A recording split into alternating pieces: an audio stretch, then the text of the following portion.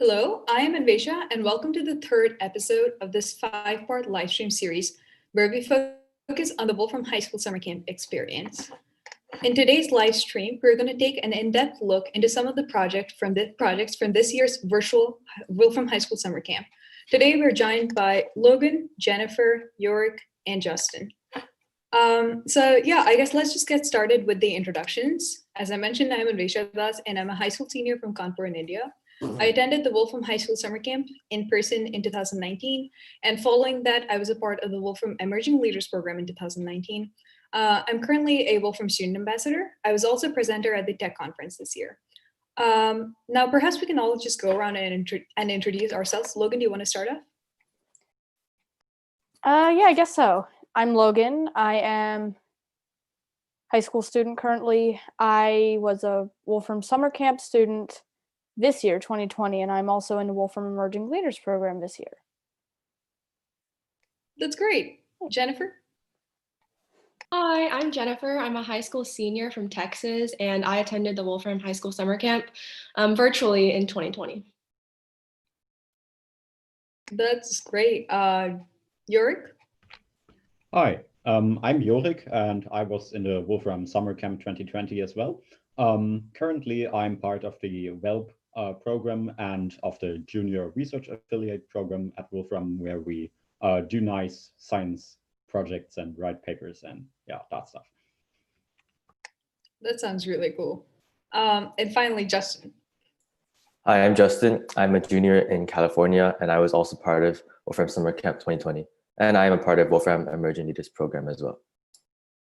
Great. So we have all Wolfram High School Summer Camp 20 people, 2020 people, and then the Wolfram Emerging Leaders Program people. Great.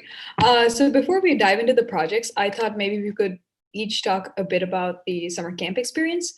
So in my experience, the project is pretty central to the camp. So maybe one of you could talk about how the project selection process works. So like what happens pre-camp and what happens during the camp. Maybe Jennifer, you could take the pre-camp part. Yeah, so before camp, we filled out this form where we had picked a few projects that we thought were interesting. We also got to give our own input if we wanted to create our own project that they hadn't come up with for us yet. And we meet with our mentors, and we meet with Stephen Wolfram himself, and we get to discuss our interests, what kind of project we want to do. And after that process, we are assigned a project that hopefully we really wanted to do and that we really like. And that's the project we get to do for 2 weeks at the Wolfram Summer Camp. Yeah, she basically summarized the whole process. Right in the application process, we get to really have a say in what project we want to do. Justin, maybe do you want to cover briefly anything she might have missed for the experience during the camp, like how the selection process works, so the meetings you have, etc. So during the camp, we each had an individual meeting with Stephen Wolfram, and it was actually not that stressful because he gave us a couple ideas, and we were able to choose which one. And if we didn't like it, he made it very clear that it's okay if we didn't like it. We just had to say it, and the mentors and Stephen would be able to come up with a project that we could agree that we wanted to do. And so everyone basically had a project that we were all comfortable with working on for 2 weeks, which was great. Great. So how long have all of you been coding using the Wolfram language? And what has been the best part about getting to use the language to do your project? So we can start off with Logan on this one. So for me with the Wolfram language, I really hadn't used it prior to the camp. However, I think that just learning the experience of how to code in a new language during the camp, honestly, at least for me, it just worked really well because I was learning a new language, doing new stuff, which for some reason worked super well. And yeah, it just was very good for me, and I'm still using the Wolfram language now. Yeah, that sounds relatable. Jennifer, you want to go next? Yeah, I'm sort of in the same boat as Logan. I didn't start in Wolfram language until the camp. My first, I guess, interaction with Wolfram technology was AP biology in sophomore year, where we use Wolfram Alpha to sort of visualize molecules and things like that. But it was really cool to learn Wolfram language and learn about all its really cool capabilities and functions. And I think it was really useful for my project, especially with the powers and the functions that Wolfram has, especially in data visualization. Justin, do you want to talk about your experience with the Wolfram language? Yeah, so like Logan and Jennifer, I didn't really have that much experience with the Wolfram language until camp, besides the application. But after camp, I've been using Mathematica for like personal use as well as in Whelp. For example, I had to make a graph for a school project, and instead of like using Desmos or another having hand drawn, I would use Mathematica to create some really cool looking graphs. That's great. I think for most of us, we actually start coding during the camp and we learn how to code in that language as well as complete a whole project in those 2 weeks. So that's pretty impressive. Yorick, do you want to summarize your experience? Yeah, well, so I knew a little of the Wolfram language. Also, like Jennifer, I was using Wolfram Alpha extensively in mathematics classes, just because it can solve integrals much faster than I do. And well, at a summer camp, I most enjoyed basically the visualization methods, which are very quick, very straightforward ways to make beautiful pictures that one can get quite some information from, which was extremely useful for my project, like plotting some graphs of strange functions in a couple of seconds, and also running lots of data tests. And yeah, it's pretty. First and foremost, the visualization part, I would say, and also just the built-in functionality. Yeah, absolutely. I think the built-in functions really make it easy for everyone to grasp the language, and it's very intuitive from there on. So now I would just like to touch upon how the mentors are really crucial to our projects. So how have your mentors personally guided you through the process of working on the independent project? Maybe we'll just go the other way around now. So Yorick, you can start off.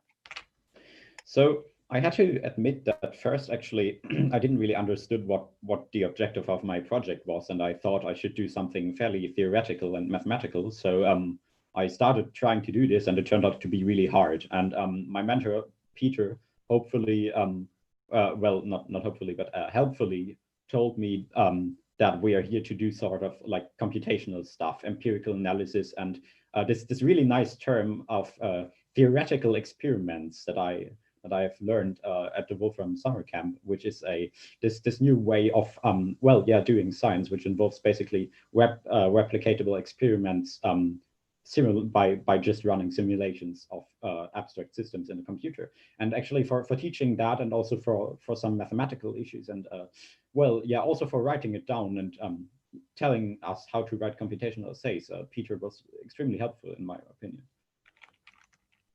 Absolutely, I agree with that. Justin.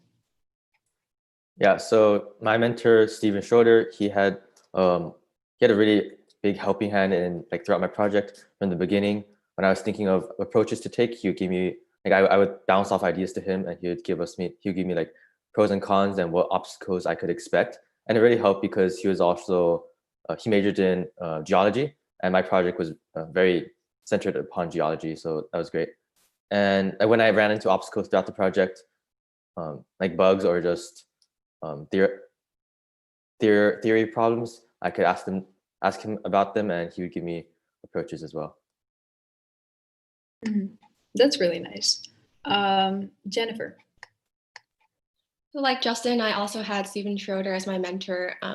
Everybody in our mentor group had projects that sort of dealt with earth sciencey things. So our mentor was really helpful in sort of having like expertise in this area, but also with sort of just guiding me through like, there were many different methods I could have taken to approach my project, and he sort of helped me narrow it down to figure out exactly how I can approach it. And he also was just very helpful throughout the entire 2 weeks in helping us with any obstacles or any challenges we faced. Yeah. That's great. Logan. So I had Harshal as my mentor, and there were a lot of times when I was just kind of stuck on my problem. Like I didn't exactly figure out at first how to get the code programmed properly to do the thing I wanted it to do. And Harshal actually had a bunch of contacts that just helped with that because he could reach out to them and then they could meet up with me, which then that just really helps because if you have somebody else helping, even if it's not like strictly your mentor, just your mentor, knowing people can be really important because if they can get you in contact with others, it's just really helpful and so beneficial to your project. Mhm. That's really well put. I think the biggest role that the mentor plays is really breaking down the problem and sort of giving them into like sizable bits that we can really deal with, because it can be pretty challenging at first. And just as all of you mentioned, it's also really nice to have people who have expertise in the like area of projects that you're working on. And especially in like Logan's case, even if they personally do not specialize in that field, they can always put you up with somebody who does. So yeah, I think we'll just move on to the next question now. So I remember that at camp, we had some really exciting classes. One of my most favorite series sort of thing was the computational X classes. So we did a class on computational religion, then one on computational poetry. Maybe all of you guys can go around and talk a bit about your favorite class at camp this year. We'll start with Logan on this one. Let's see, I'm trying to remember what all classes there were. I think that my favorite was probably just the gerrymandering one, because like I forgot one of a computational music. See, I like music a lot, as in like I'm literally majoring in high school for music. So that one was just really interesting, seeing how with Wolfram language you can make music and even possibly have like AI generated music. It's just so interesting to me. Mm-hmm. That's really nice. Jennifer. Yeah, I really like all the computational X classes, but I think my favorite was computational art. I think it's really cool to see like the applications that computational thinking and Wolfram language has to things outside the field of just traditional STEM. So it's really cool to see how you can use Wolfram language to do things like edit photos and change various things that you normally wouldn't think of to use computational thinking and coding for. Absolutely. Justin. Yeah, I really like the lecture about, or the presentation about visualizing topic progression in text. And this is also a web project from 2019.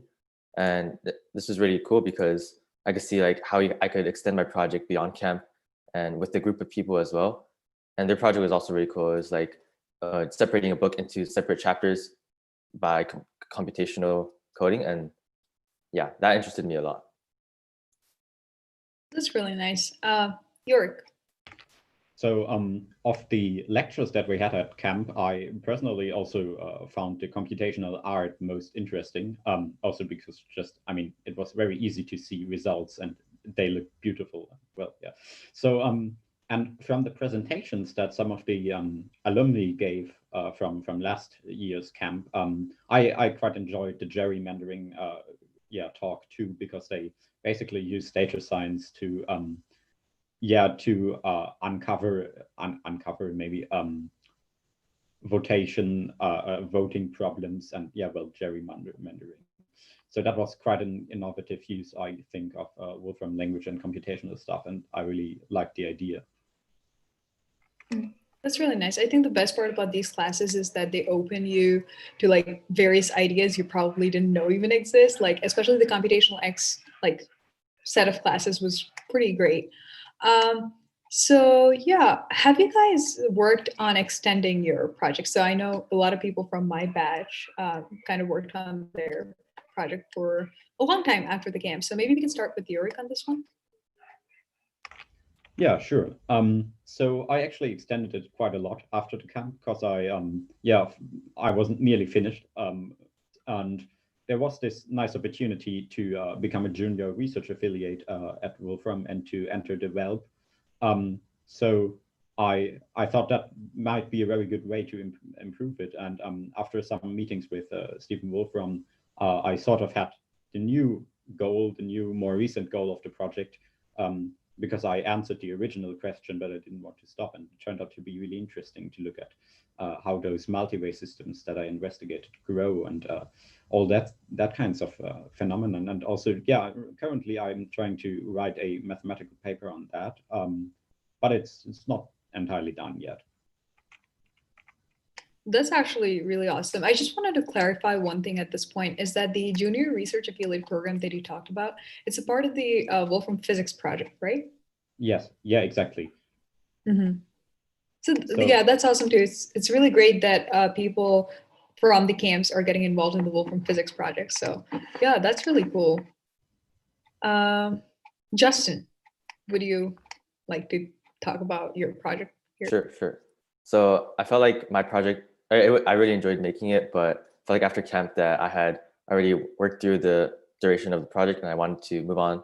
So I looked into doing Whelp, and also I entered a competition with some of my campmates, and also used the Wolfram language in a part of that. And so although I didn't continue my project exactly, I definitely continued the spirit of the camp by using Wolfram Mathematica to do bigger things. That's really cool. Did you guys do hackathons? It was a competition hosted by NASA, actually. Ooh, nice. That's cool. Okay. Jennifer. Yeah, so during camp, I coded an algorithm to measure fractal dimensions of coastlines. And so I did extend my project after the camp. I wanted to make it more accurate. I wasn't really happy with, I guess, the results that I got just in with that 2 weeks. So I decided to extend it, improve my algorithm a little bit. And I'm currently preparing my entries for the function repository and the data repository of Wolfram. That's really cool too. Logan. For me, honestly, with my project, it kind of stopped at the end of camp. I felt that I'd kind of completed everything that was there. The only thing that could really be done is adjusting. See, mine was based on you took a region, which that can be changed, as well as the time frame. And maybe just there wasn't much that could be changed afterwards. So I did similar things to Justin. There were some more camp-related activities with members of camp. So I did some of those. And then I did also join Whelp. So that happened as well. But yeah, mine, there just wasn't too many extensions. Maybe sometimes there's slight things of bias in data that might be able to be weeded out, but yeah. Yeah, that's totally cool too. I mean, yeah, at least you're continuing the kind of spirit, just like Justin said. So you joined Bulb, and that's really cool too. So yeah, I think this would be incomplete if we don't talk about the virtual experience. So maybe we could just talk about how does a coding camp feel when it's virtual? So how do you guys really coordinate and collaborate? So we'll start on Logan on this one. Hang on, say again. Which part? So basically, I was talking about the virtual camp experience. Okay. I've got to say, for me with a virtual camp, I think that it worked better than if it was in person, because personally, I still don't exactly like going out for long periods of time. I have a dog, and I feel like he would freak out if I was out there for the 2 weeks of camp. But I think that having it virtual was good, because then there was also more, I think that despite it being online, there was more interactiveness, because we could do video games afterwards at the night times if we wanted. We could have all kinds of these meetings of just fun stuff. I think that it was really good to have that. So yeah, that's really nice. Jennifer. So I've been to a few various summer camps in the past, and so I was very nervous for this one to be virtual, because to me, I think one of the most the coolest parts about going to summer camps is meeting new people and really living that dorm life, having roommates, having those random conversations in the dining hall, things like that. So I really didn't know what to expect, but honestly, the TAs, the mentors, the staff, everybody just made the experience so enjoyable, and it was as great as it could have been from home. And I still keep in touch with a lot of the people that I met. So I'm really glad that it turned out really great. Yeah, that's really nice to hear. I mean, it was unexpected when it's turned virtual. So I'm pretty sure the Wolfram team also had a hard transition, but it's wonderful to see how they managed that. Justin.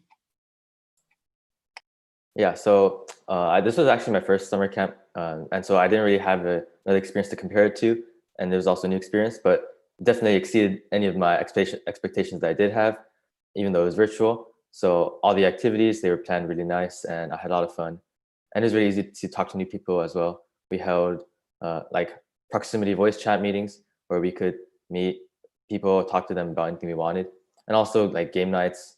Those are fun as well. And and like the project time was also really simple because we just worked in a Zoom with our mentor group, and it was really easy to ask questions. Is probably how the in-person experience would have been, like project-wise. That's really awesome to hear. I want Yorick to talk like as the last person, but I also want him. Can you just touch on the time zone difference? So I know you're an international student, so I really want you to mention that as well. Well, yes. So it's anyway what I would want to start with. I was really not expecting it to be that great. Actually, I was very skeptical at the beginning of camp. I had to change my time schedule to getting up like on, I guess, 3 p.m. every day and getting to bed sort of around 4 a.m., 5 a.m., something like that. I actually bought these new, yeah, how are they called, by the way, in English? Usually curtains. Yeah, curtains, Yeah. Curtains, exactly. blinds. So I actually bought those nice black curtains to protect me from the gazing sunlight in the summer. And well, then it worked out pretty well, actually. I have to, yeah, have to say that for me, communication was sometimes easier than I would have expected, and also maybe easier than it would have been in person. Because especially with people who had like a more similar time zone to myself, we could stay up a little longer or start talking a little earlier before camp. And that would just have been, especially staying up even longer, would have been very exhausting. Also, if we were there in person or there were any strict schedules or anything. But I remember having, yeah, I mean, I chose to not sleep anymore at the camp because it was too interesting. And then we had like night-long discussions because it was very easy to just start meeting someone in this VR classroom, which this proximity VR meeting, I think it was called. I didn't remember it, but it was a really great thing to. You could basically go to people and hear them more clearly if you approach them and go away, and was like a little real talking, and that was just extremely helpful. And I have never seen something like that before, actually. And yeah. That's great. Those were the high fidelity events, by the way. Yeah. Yeah. We had them at the conference this year too. It's really nice to see someone talk about the advantages of having a weird time zone schedule. So kudos on that. I wasn't expecting that answer, so that's really nice to hear. Yeah, Logan. I think we can now get started off with the projects. So we'll now take a look at some of the projects from this year's camp. First up, let's have Logan. So his project was on generating coexistence graphs of bird species using eBird data. Logan, over to you. So basically what that means was I had this giant database of basically just locations of sightings of all kinds of bird species. Like basically there's this program eBird, which my dad actually uses, or you can just record when you see a bird. So then you can see like, I've seen all these birds for the year and they can kind of be kept track of. And basically I was using that data to see where birds would coexist with each other, like in a certain range. And there's definitely struggles. I think the first major one was choosing, like, how does one define? First I thought, why don't I just take like a circle encompassing all of these sightings for each species and then see the intersection? Thing is, those can get really big, even if it, like, say you have a straight line of bird sightings, and the circle is going to be like this big, even though there's no birds there. And in fact, I think that I can present my notebook. That's one. And it took a bit of time, but eventually I came up with. What in the world? Sorry, I think I somehow opened the wrong notebook. Give me a moment. What in the heck? That was unexpected. If somebody else wants to go momentarily while I get this open, I'm sorry. Technical difficulties. It's all right. We can wait. In case, like worst case, you can probably present the Wolfram community post that he made. But it's okay. You take your time. I think the community post is gonna work better. All right. Do you want to my go goodness. now, or we can just come back to you? Yeah, come back to me. All right. So now we'll just have Jennifer, who completed a project titled "Measuring Fractal Dimensions of Coastlines and Mountains." Jennifer, let's have you next. Awesome. Yeah, so my project was measuring fractal dimensions of coastlines. So for some background, the idea of measuring fractal dimensions of coastlines is sort of rooted in the coastline paradox, which essentially states that if you use a shorter and shorter ruler to measure the coastline, because there's so many like nooks and crannies in coastlines based on the way like the shoreline has been eroded by water, the coastline length essentially becomes theoretically infinite because you can get more and more accurate with the shorter and shorter ruler. So this is attributed to the fractal like properties of coastlines. And so a fractal dimension is sort of a quantitative measure of complexity, which measures how fast your estimated coastline length increases with respect to a smaller and smaller length ruler that you use to measure it. So I used a box counting method to measure fractal dimensions of coastlines. So the box counting method is sort of similar to the ruler method, but it involves drawing grids of squares over your coastline and counting how many boxes of that sized square it takes to line the entire coastline. So that was the first step that I had to do. So I drew a grid. This is, for example, I took, when I was experimenting, I used the coast of Great Britain because it's an island. And I was able to use the discretized graphics function in Wolfram, which is really helpful to turn it into a region. And all I had to do then is use region disjoint, and I could easily select the boxes of this length that it took to line the entire coast of Great Britain. After doing that, all I had to do was calculate the fractal dimensions. So the fractal dimension number comes from the slope of a linear fit of the logarithm of the number of boxes it takes to line this coast versus the logarithm of 1 over the box length. So here was my trial, I guess, with Great Britain. If we zoom in on like the tiniest boxes, it's really cool to see. The boxes are really tiny, but it's still really accurate because these functions in Wolfram were super helpful. So after doing a linear fit, all I had to do was take the slope and I got my fractal dimension for that country. So the next step that I wanted to do, I still had some time left in our 2 weeks. So I wanted to isolate the coastline. So my calculation from above, it essentially takes the entire border of a country and it doesn't differentiate between a coastline or a border that's shared with another country. So for border shared with another country, those are sort of man-made, established by various political or whatever reasons. And so I only wanted to measure the fractal dimensions of coastlines. So to do that, I wrote an additional function so I could isolate coastlines by themselves. One problem with this though is that with a limited time, I was only able to figure out how to isolate the longest coastline of a country. So for countries that had 2 or more coastlines, this wasn't very accurate, which is why I decided to extend my project after camp.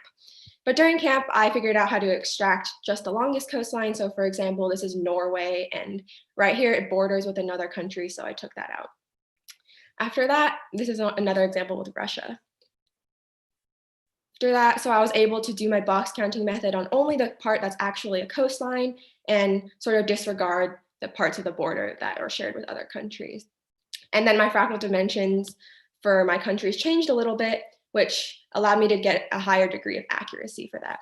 So this is an example with Norway. I also did Japan, which is an island, and Russia with just the coastline. So after I figured that out, I was able to run my algorithm on every single country, dependency, and territory in Wolfram's database. And so I created this data set where for every country, dependency, or territory, I calculated their fractal dimensions. And at the bottom, if a country was landlocked, its fractal dimension is 0.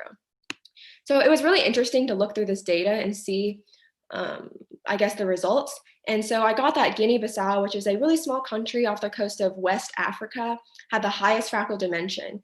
And I didn't know much about this country, but when I went into it and I printed what the country looks like, its coastline forms actually a really cool, almost a perfect fractal shape. And so that was really cool to see. I wouldn't have been able to figure this out if I didn't have these functions in Wolfram. And yeah, that was really cool to see. And I turned it into an easy visualization where you can just click on the country and you can see the name of the country and the fractal dimension that I got for it. So a little bit into detail about my post-camp continuation. I essentially tried to, instead of isolating the longest coastline, I tried to get every coastline that I could. So for example, with countries like Spain or France, where they have two very well-established coastlines, I wanted to make sure I included both of those instead of just one. So I was able to do that. So for example, this first one is France and the second one is Spain. I was able to do that and isolate all its coastlines, and I essentially reran all my data to make it even more accurate. And like I said before, I'm currently hoping to submit this into the data repository pretty soon. So yeah, that was my project. This is awesome. I also really liked that you included your post-camp continuation part. Yeah, this is awesome. I think we'll now go back to Logan if he's ready. Logan, are you ready? Yeah, I'm ready. I found Great. my notebook. Okay, so basically for my program, I didn't want to choose like just a circle encompassing all of the points, so I had to be creative a bit. I came up with the idea of having an adjustable square size, basically forming a grid over the world, so that whenever a bird is in that grid as well as another bird, then we count it as a point towards coexistence. So here I'm mostly defining like my region, and I use latitude and longitude for that, dates for the date. I mean, yeah. Then this here, I believe this is in terms of arc minutes, if I remember correctly. So that basically says like how thin we're going to chop the grid. And I found this website, GBIF, I think, can't remember what the acronym stands for, but basically it's this massive survey of trying to just categorize and find sightings for all life in the world. And they actually had a way to search through their data for birds. So I was using that and managed to eventually get a set of birds for the specific region I was looking at, which I chose an area around Barnegat Light, New Jersey, which has a lot of birds, so it's got a fair few. Now, originally the thing is birds. There's a lot of species, so we can't just plot all of them on the same graph. So I did have to make like a selection thing. That's the worst English ever, but like a way to just select, okay, I want these birds, because having, I think 119 was in my area originally, which was around Alabama, I believe, which that's way too many. So I decided to do just a select few. Like here I chose about 10. And yeah, that counts for those. Then with more code, I managed to make a map, and each of these points is a different bird sighting. Now, it's not too many, but there are some overlaps, which I can get to the overlaps in a second. Then I've got some more functions here with other things that are, sorry, code was weird. But then I defined some more functions. These are basically determining where the birds are sharing a grid square, as well as a way to kind of have overlap, if you will. Like if a bird is kind of within a certain distance of another sighting, but also not in the same grid unit, there's a way to kind of compensate for that. So those are those functions. Then comes the final graph, and I've done a lot of work with graph theory in the past, so this was where I was probably most comfortable. And yeah, basically I defined an adjacency matrix, which I can then use to make a graph. Now, the thicker the line, that means the more sightings, so we can see that this bird and this bird, I don't exactly know the non-scientific name offhand, but they were, English. They were cited the most often together. And that was basically the highest point of my project and kind of the end there, just making that graph as well as the map. Now, while making this project, I did notice a slight, I would say, piece of bias in that whenever there's a bird feeder, because bird feeders are pretty common, basically birds come up to them for food in the winter, and then problem is, if people get sightings from there, they're all clumped together. Like, you can get 10 sightings on a single point just because there's somebody with a bird feeder. So it's a minor problem that if I ever look at the problem again, I would like to fix. And yeah, that's basically it. Great, that's a really cool project. I really you. like the idea that you were able to integrate the Wolfram language into something Mhm. cool like birds. Natural. So yeah, great choice. Yeah, next we'll have Justin, who completed his project, which was titled Studying Finite Multi-Way Systems with Intermediate Growth. Wait, that was not Justin's, that was yours. That was me. Yeah, let's actually have Justin first. He did a project on what can you see at a certain altitude given a point on the Earth. Yeah, that was my project, although I'd love to present your works as well, but I'll just stick to mine. So yeah, mine was about vision analysis. And so at the very top here, you can read the definition, basic definition of viewshed. It's basically at a specific location and elevation, what can you see around you? And so this is my motivation for the project. Basically, when I went to New York for a vacation a couple years ago, my dad would like point out buildings, but I didn't know what they were. And so now with my program, I could go back to New York and at the very top of the Empire State Building, point out all the locations and which ones were visible and which ones were the hidden ones. And so this is the graphic that my program can make. This is the Empire State Building. And then the yellow points are visible buildings and the red points are hidden buildings. And so you can also hover over them, see the names of them. And this also was a visualization of the viewshed. So basically the blacked out areas are what is hidden from view. And this was centered upon the Christ the Redeemer statue, which is the Jesus statue in Brazil. And so I started off making a geo-elevation plot. Well, I can start off talking about my original plan, which was to calculate the slopes between 2 points and then comparing those slopes to find like if one slope was greater than the other, then and it was farther than the other, then it would be the point would be hidden. But that was very complicated. It would probably take a lot longer than my current solution. And so one of my campmates actually gave me the idea of using a built-in function, which was lighting on a 3D geo-elevation plot. And this lighting would shine a light from a specific location and then light up the plot to either be black or white. And then if a pixel would be white, then obviously the light shine on it. And so it would also be visible from a specific point.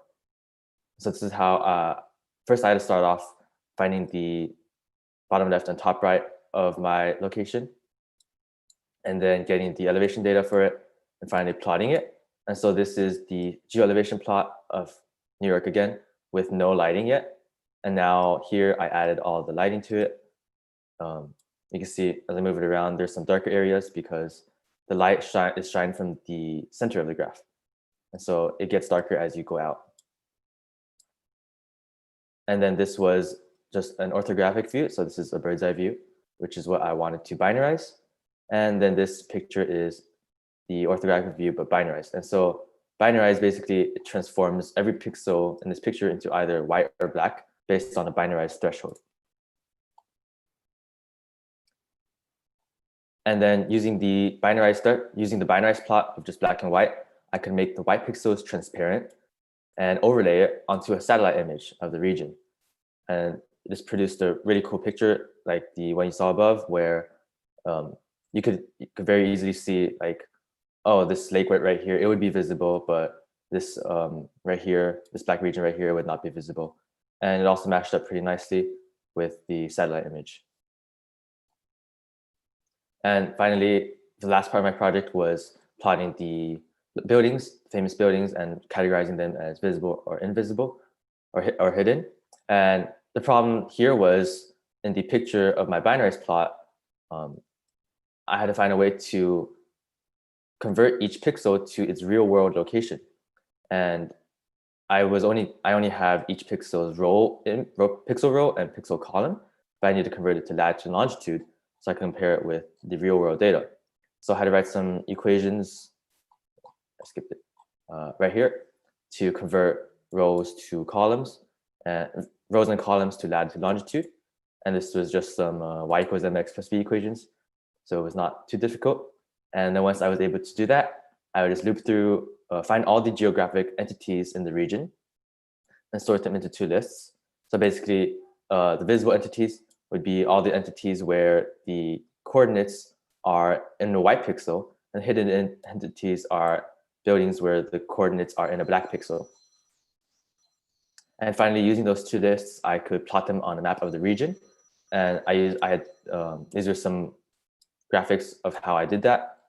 This was a picture you saw above, but I also was able to make a dynamic geographics where when you clicked on a specific location, it would also tell you its latitude, longitude, and some other information.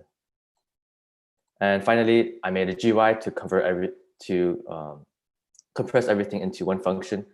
And I gave the user some locations that they could choose from that I found to be very appealing. And also, although the default would be building, which were the entity types, you could also look for cities, metropolitan areas, and all of these. But I did find building to be the best because there are a lot more buildings than volcanoes in New York City. And so, although I would show the make GUI function, but it takes quite a long time to run. So maybe you can do that if you're interested. Viewers, you can do that on your own. You can download my notebook on the Wolfram community post. Right. And so I also highlighted a few improvements that I could have taken. If you remember, when I converted the row and columns to latitude and longitude, the thing about latitude and longitude is it doesn't scale linearly. It depends on, it changes more depending on your current location. And so I didn't factor that in, probably because most of my locations, the human cannot see that far anyways. So I just limited to like a couple kilometers. So it didn't make too big of a difference, but that would have been an improvement that I could have made. And this could also have been a really cool extension where I could have used Wolfram AI to take a picture and then given the picture, find your current location based on buildings that you could have seen and comparing those buildings to real life buildings. So yeah, that would have been a cool extension as well. But that was all I had. Thank you. Great, that was a really cool project. Thank you for presenting it. You're welcome. Yeah, and finally we have Yurik, who completed his project where he was looking for multi-way systems of intermediate growth. Yurik, yeah, so go ahead and maybe I shall start with a short remark about the Wolfram physics project where this is sort of placed in. So the physics project is a new kind of approach to fundamental physics. So what Wolfram is basically trying is to have new theoretical physics models, which turn out to be based on things that are called hypergraphs and multi-way systems, which I investigated a part of. And those multi-way systems, for example, turn out to have really nice properties in actual today's most recent physics like string theory, quantum physics, and general relativity. So what I did is something more mathematical, because actually I have to admit that I don't know quantum physics yet. So well, it started with looking at the growth of such systems. So a multi-way system is basically quite an easy thing. You take some verb, for example, AA, and then you have these rules that can be many rules, but in this case, it's just one. It says one A gets replaced with an AB. And you see there are two different ways to do this, which yield in different states, right? Because there are two A's. So, and if you continue applying this rule, you see some of those states, they get merged to be the same state later because they are identical, and some don't. So And if you repeat doing this, you get this nice large graph, which we call a states graph. And it turns out that in physics, this graph has real meaning and a lot to do with time and relativity. Yeah, actually, if you want to read about this, you can have a look at the Wolfram Physics Project page, which I can strongly recommend to read. It's very, yeah, it contains a lot of nice images and it's explained quite well. So what I did is I looked at the growth. So the growth is basically how many new nodes do you get added in every of those, any of those, every layer here. So 1, 2, 3, 4, 5 in this case. And also if some arrows go back, so from the state you could also create a state you already had, that doesn't count as a new state, right? So the growth here is identical to the previous growth. So, and if we now look at those growth functions, it turns out that some larger multi-ray systems, which are more complex and could be really used in physical models, like this one, for example, they turn out to can have really complicated growth rates, which don't look regular at all. So, and the question in my Wolfram Summer Camp project was basically, if we take this growth rate as a function or approximated with a usual function in a mathematical sense, is it possible to right, yeah, exactly. So if we approximate that with, for example, two like functions that estimate how fast it grows, well, are there multi-ray systems which grow intermediately quickly? That mean they don't grow, they grow faster basically than all polynomial functions like x squared, x to the third or something like that, but it grows slower than all exponential functions like e to the x or 2 to the x. So why are those interesting? Well, those are interesting because in other branches of mathematics, like for example, group theory, there are groups of intermediate growth, and those turn out to have quite an intricate structure. So therefore, I searched for multi-ray systems of intermediate growth because they probably would have some kind of complexity or be interesting. So what I first did is just looked empirically at a lot of multi-ray systems, and what you can see here, these strange patterns, is basically a list of different initial conditions, so strings a system could start with, and different sets of rules, and those colors represent the growth rate I empirically measured. Yeah, and it was pretty hard actually to find any systems of intermediate growth, so I ended up with having this result in the project and not finding any systems of intermediate growth. However, later it turned out to be really easy to do that. And what I did, give me a second, yeah, what I did, or what I'm doing right now in my paper that I write is I have found some system of intermediate growth. I just artificially constructed that. So it's possible to touch systems by hand, basically. You can see them right here. They look really regular. They have so those are basically the graphs but zoomed out. And you can produce a lot of classical mathematical as growth rates like linear functions, polynomial functions, exponential functions.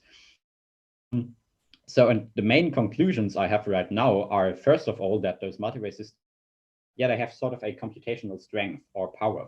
So what I demonstrated, or also proved in my paper, is that they can grow really weirdly, like they have a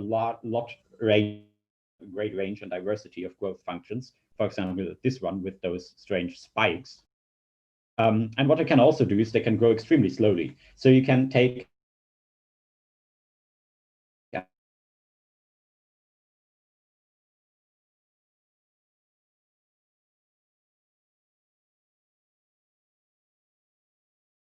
that function is, you will find a multi-ray system that grows more slowly than that function. They can't grow arbitrarily fast, but arbitrarily slowly. And that's really interesting.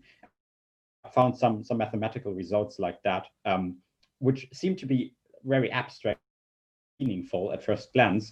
But it turns out that those have quite some implications for this project. And also that multi-ray systems themselves are just computationally, yeah, well, diverse in a sense that cellular automaton, which Wolfram researched quite some decades ago, computationally diverse, or in a sense in which Turing machines, so computers, are computation of universal computation.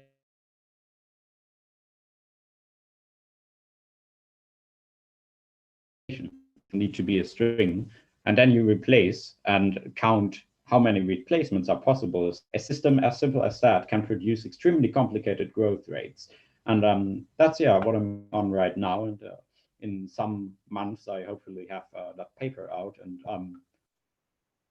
for people who aren't sure about what this should mean or why this should, I just want to mention again, have a look at the beautiful Wolfram physics page and also at the images there, because the images will motivate you to read about theoretical. That's in general a very good thing to do, and also that's just what I can recommend. That was an impressive project. Thanks for sharing it with us. And also thanks for the introduction to the brief introduction to the Wolfram physics project. That was great. Now that we are in the final segment of this live stream, I think we could just go over some general questions about your project specifically. So what was your favorite part of the project? We'll start with Jörg this time. Sorry, me again? Yeah, so I was just asking, what was the favorite part of your project? My a little unstable. So I guess it was actually this development, quite some starting at the summer camp and then continuing firstly, and also that at the beginning I had literally no clue about what the physics project, multiverse systems were, why they were interesting, and what the heck was going on. And I was programming many examples and didn't see patterns, and much later I recognized first structures. And that, looking back, it's just a beautiful learning process. It's very building in complexity, but at some point it snapped, and understanding really, so to speak. That's great. Justin. Yeah, I think my favorite part of my project was probably like how I could use it in a real project. Like I could have used it in the real world. If I went to New York one day, could have ran my program and done something cool with it. I also really liked how after I finished, because there are many stages in my project where I felt like it was done, but I still had time left, so I was able to extend it and do more with it. And so overall, I saw with Wolfram, you can always do more with what you already have, and that was really cool as well. That's great. Jennifer. I think my favorite part of my project is after I've got results from every country, I literally just spent time looking at pictures of coastlines of countries, because it was really cool to see the really cool shapes that they form. I know in math, we learned that fractals are really commonly appear in nature and leaves and snowflakes and things like that, but I hadn't really ever explored it in coastlines. So it was really cool to sort of explore that through my project. That's awesome. Logan. I don't know if I have a specific favorite part, but I think one of parts I liked the most was getting to just meet with Stephen Wolfram. It's not often that you get to meet with somebody who's such a big part of such a big company. The Wolfram company is just so big, it's behind so much. It's just so cool to be able to meet the person behind it all. It's the math equivalent of meeting, say, Jeff Bezos or one of those other CEOs or founders. So I really liked it. It's just Absolutely. So fun to have that. Mm-hmm. Yeah, I think one of the highlights of the camp is that you get to interact with Dr. Wolfram on a personal, one-on-one basis. So nice. Was there anything that you struggled with? It could be specific to the project or just something about the camp in general. We'll start with Logan this time. I think the part that I struggled with the most was probably just, again, this was a completely new coding language for me. So I think that caused the most struggle, just trying to find okay, this is how I use this function. How do I find stuff in this repository, stuff like that. Just learning how to code in a new language again. It's kind of like learning a new language of speaking, except it's a bit easier because there's, documentation, but still tricky. Yeah, totally. Jennifer. I definitely struggled with getting started and figuring out how to approach starting to calculate these fractal dimensions. especially I ended up figuring out the box counting method. That was after my mentor put me in touch with Christopher Wolfram, and he had some experience with what I was doing. So he was able to help me out with some functions in Wolfram that would be really helpful. When I was approaching it, I was thinking of it from a very like mathematical, like sort of like technical approach rather than using like a simple function that could do it all for me. So yeah. Justin? Yeah, like Jennifer said, I think the biggest challenge was trying to do things mathematically and not really how you're supposed to do it with Wolfram. So like like when I was trying to do something, my initial thought was to use for loops, which is always a big no-no in Wolfram. But I did get used to using tables and stuff and using built-in functions, which definitely made my work a lot easier. But another really big challenge was waking up on time because I was in the West Coast, which was 3 hours earlier than the camp. But with some coffee, I got through it. Great job. Yuri? So I guess the largest problem for all of us maybe was, or the largest problem, but also one of the largest things we probably have gained is this creating this idea of thinking using computation into approach to solving scientific problems, to solving everyday problems, to solving problems. At least for me personally, that was very hard because I was used to like mathematical working, and when you've got to and you simply don't have the option using a lot of empirical examples in mind when you always work with formulae or manipulating expressions or I don't know, proving theorems. And also, I guess, as I heard from you guys, computational thinking was quite hard to learn, but once you've got it sort of in your head, this mode of just run examples and look at pictures, it is, I believe. Yeah. Yeah, definitely. Computational thinking is one of the like core skills that you would probably gain if you go to the Wolfram High School summer camp. So yeah, that was nice. Finally, if there was one thing or a couple of things that you could change about the whole process, what would it be? We'll start with Yuri this time. Well, I'm entirely sure. I actually liked it pretty much the way it was, except from, well, obviously the time difference. And yeah, that we couldn't really meet each other in person, but well, so is life. And well, the process of the summer school, we could have maybe had a little more lectures, some really interesting lectures, but I think we could have just had the couple of days just lectures, and then maybe jump right into our projects and do just our project work, maybe in that order, because it would, at least for me personally, help to first gain a lot of overview over using Wolfram language and methods, and then immediately start with that foundation project. Justin? Yeah, I mean, I think the biggest problem with camp was there wasn't enough time in the day to do everything that we would have wanted. Like the lectures, the games, the project time, those are all very important parts. And I mean, I really like the bonding parts, but I know that if we had to do more bonding, there would have been less time for coding, vice versa. So I guess I wouldn't really change anything about the process. I think there's a really nice balance between all three aspects.